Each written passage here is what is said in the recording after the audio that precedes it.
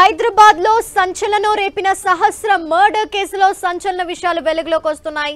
దొంగతనం అవసరమైతే హత్యకి ముందే బాలుడు ప్లాన్ చేసుకున్నట్టు పోలీసులు గుర్తించారు. చోరీకి వెళ్లే సమయంలోనే వెంట కత్తి తీసుకెళ్లినట్టు గుర్తించారు. సహస్ర తల్లిదండ్రులు బయటకు వెళ్లిన తర్వాత బాలుడు ఇంట్లో చొరబడ్డాడు. ఇంట్లో చోరీ చేస్తుండగా బాలుడిని చూసి సహస్ర కేకలు వేసింది. దీంతో ఎవరికైనా చెప్తుందనే భయంతో సహస్రని హత్య చేశాడు బాలుడు.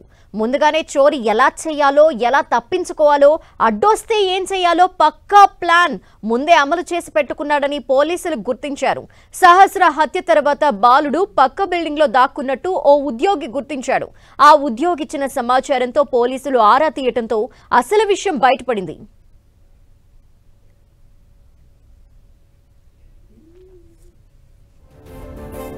సహస్ర మర్డర్ కి సంబంధించిన లేటెస్ట్ డీటెయిల్స్ మా ప్రతినిధి కిరణ్ అందిస్తారు. కిరణ్,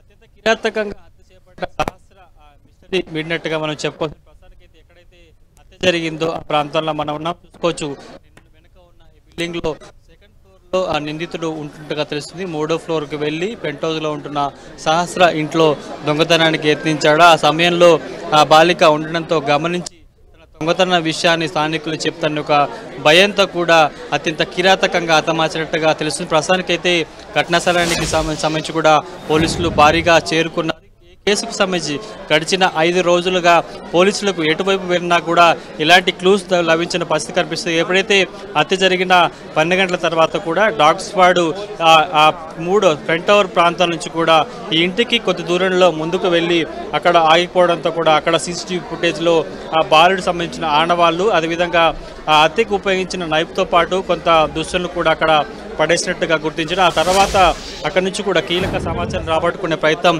చేయడంతో కూడా ఎటకేలకు 5 రోజుల తర్వాత కూడా సహస్ర హత్యకు సంబంధించి కూడా చిక్కుముడి విప్పినట్టుగా మనం చెప్పుకోవచ్చు. ప్రస్తుతానికైతే సహస్ర హత్యకు సంబంధించి ఇంటి పక్కన యువకుడే ఈ దారుణానికి ఒడిగట్టున్న వార్త తెలుసుకోవడంతో చుట్టుపక్కల సంబంధించిన ప్రజలు కూడా పెద్ద సంఖ్యలో ఇక్కడికి చేరుకున్న దృశ్యాలు మనకు వస్తున్నాయి. ప్రస్తుతానికైతే చూసుకోవచ్చు, నేను చూపిస్తున్న ఈ పెంట్ హౌస్లో సహస్ర ఫ్యామిలీ నివాసం ఉంటున్నారు. దానికి సంబంధించి పక్కనే సుమారుగా ఒక 500 మీటర్ల కంటే చాలా తక్కువ డిస్టెన్స్లో ఉన్న ప్రాంతంలోనే మరొక 4 అంతస్తుల బిల్డింగ్ ఉంది. ఈ బిల్డింగ్లో సెకండ్ ఫ్లోర్లో 10వ తరగతి చదువుతున్న బాలుడు హత్యకు ఒడిగట్టిన నిందితుడి కుటుంబం ఉన్నట్టుగా తెలుస్తుంది. 3వ ఫ్లోర్కి వెళ్ళి అక్కడ నుంచి ఆ పెంట్ హౌస్లో ఉంటున్న సహస్ర ఇంటి మీదకి దూకినట్టుగా ప్రస్తుతానికైతే పోలీసులు అనుమానిస్తున్నారు. ఇక ఎప్పుడైతే సోమవారం మధ్యాహ్నం 12 గంటల ప్రాంతంలో హత్య జరిగిందో అప్పటి నుంచి కూడా ఆ యువకుడు బయటకు వెళ్లకుండా ఇక్కడే ఉంటున్నట్టుగా తెలుస్తుంది. కనీసం స్కూల్కి కూడా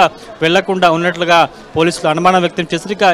ఈ కేసుకు సంబంధించి కూడా మనం ఘటన జరిగిన ప్రాంతానికి వచ్చినప్పుడు కూడా కొంత కీలక సమాచారం మనకు తెలిసినట్టుగా మనం చెప్పుకోవాల్సి ఉంటుంది.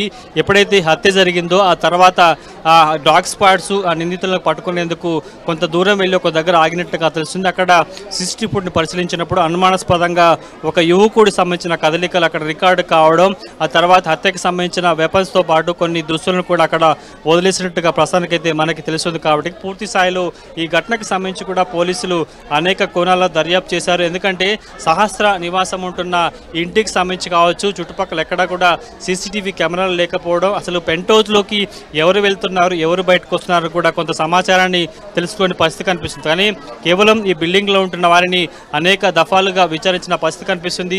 1వ ఫ్లోర్, 2వ ఫ్లోర్, 3వ ఫ్లోర్ సంబంధించిన వాళ్ళను కూడా అనేక కోణాల్లో అనేక విభాగాల్లో కూడా దర్యాప్తు చేసిన పరిస్థితి కనిపిస్తుంది. కానీ కొంతమందిని అనుమానితులకు, ఎందుకంటే ఈ కేసుకు సంబంధించి కూడా ఎక్కడ ఎవిడెన్స్ లభించకపోవడంతో ఇన్వెస్టిగేషన్లో పోలీసుల అదుపులో ఉన్న వారందరూ కూడా విచారించి వదిలేసిన పరిస్థితి కనిపిస్తుంది. ఒక వ్యక్తిని మాత్రం చాలా సుదీర్ఘంగా అతడిని విచారించగారు, కానీ అతడు నోరు మెదకపోవడంతో కూడా పోలీసులు అక్కడి నుంచి కూడా ఈ కేసుకు సంబంధించి ఎలాంటి ఎవిడెన్స్ లభించలేదు. కానీ ఒక క్లూస్ డాగ్ స్క్వాడ్ ఎక్కడైతే హత్య జరిగిన ప్రాంతం నుంచి ముందుకు వెళ్ళి అక్కడ తలచాటుతూ కనిపించిందో ఆ చుట్టుపక్కల సంబంధించిన సీసీటీవీ ఫుటేజ్లో ఈ యువకుడి ఆనవాళ్ళు గుర్తించినట్టుగా మనకైతే కొంత కీలక సమాచారంతో ఆ ఎవిడెన్స్ని ట్రేస్ చేసుకుని ఆ యువకుడు ఎక్కడ ఉంటున్నాడు, ఏంటి, ఆ తర్వాత కదలికలు ఏంటని కూడా కొంత సమాచారం రాబట్టే ప్రయత్నం చేసిన. హత్య తర్వాత కూడా ఈ ఇంట్లోనే ఈ ఒక బాటలో ఆ యువకుడు తలదాచుకున్నట్టుగా తెలుస్తుంది. ప్రస్తుతానికైతే అనేక కోణాల్లో అనేక రకాలుగా సంబంధించిన ఇన్వెస్టిగేషన్ కొనసాగుతున్న నేపథ్యంలో ఎట్టకేలకి సహస్రను అత్యంత దారుణంగా హతమార్చిన యువకుడు పోలీసులు అదుపులో ఉన్నాడు. జగద్గుట్ట పిఎస్లో ప్రస్తుతానికి బాలు నుంచి కూడా ఇన్వెస్టిగేషన్ కొనసాగుతున్నట్టుగా మనం చెప్పుకోవాల్సి ఉంటుంది. ధనలక్ష్మి.